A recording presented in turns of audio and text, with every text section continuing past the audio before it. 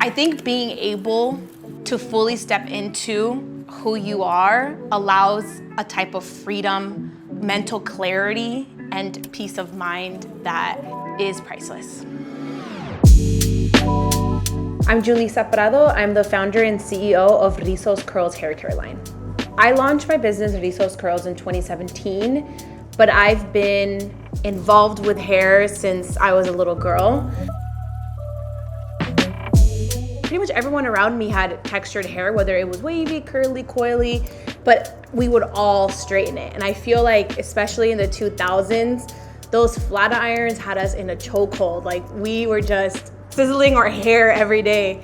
And then it was around that time, I wanted to learn how to wear my own hair natural and also to be able to like style my clients' hair naturally as well, even though I was only 15 years old. Once I did learn how to style my own hair, it was through using my own like natural concoctions that I made in my kitchen.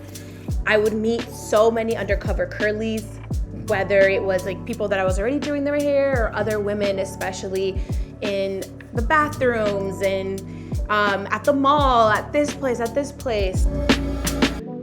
Once I actually launched my business in 2017, all of those people that I helped with their hair, they ended up being my first customers, and they were my biggest supporters and really my ambassadors out there saying, 6 years later, like, I'm still wearing my hair natural and now she has products. So yeah, it was kind of a very full circle moment. The first step towards like truly loving myself and just really owning every part of me was learning to wear my hair natural and not like hating that part of myself. And I think once I took that step, it was a hop and a skip away from me just being unapologetically me in every instance, me feeling like I belong in every space that I walk into. One of the best pieces of advice that I have ever received has been that all the rules are fake and just do you. And I think that sometimes we create rules in our head about what we should look like, who we should be, rules that whether they're subconscious or they've been given to us by society or our parents or these different institutions that kind of keep us from being able to live our truth and being able to feel comfortable in our truth. I think being able to fully step into who you are allows a type of freedom, mental clarity, and mental peace of mind that is priceless.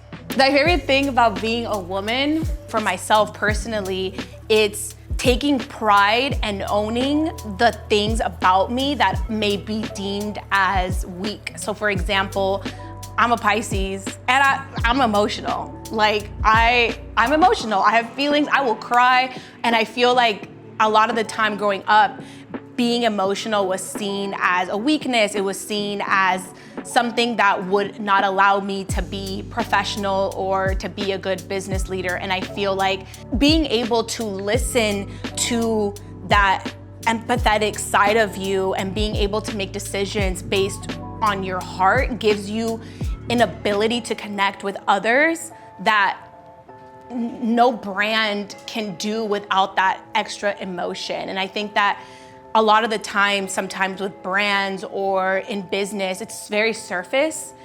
But when something or somebody can make you feel something, like that's what you remember. I think that especially for women going into business as a small business, a lot of the time there's a lot of stigma around starting small, and there's a lot of assumptions that we make about it being a bad thing to start small. And I think that's something that I've realized is being a small business has so many advantages.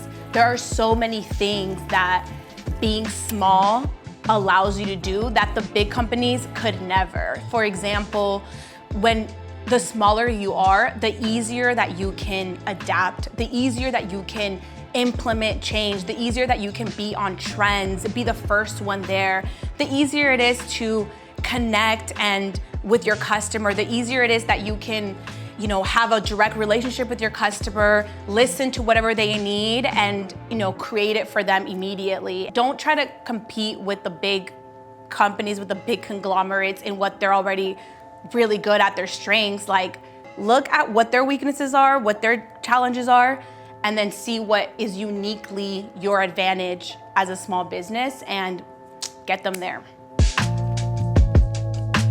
I think that my way of owning respect in rooms is just being me, and if that is not enough for people, then okay, bye. Like, I don't need you in my space. Like, I think that a lot of the time I view every space I enter, everything that I go into, I try to come into it with love and positivity and just ready to give it my all.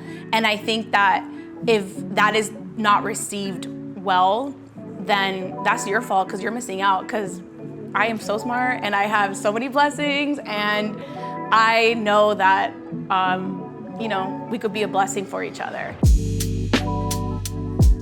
All I can do is show up and be myself, and if it's received well, great, and if it's not, bye. Whenever I step into these spaces, even if I look and am an outsider, I think there's power in the fact that I actually own my shit. I actually own my entire business, and I'm doing it in a way that is authentic to me, is authentic to my community. I'm doing it with a team of all people of color that I love and that I enjoy working with. And I think that there's so much power in what this small group of raw talent can do.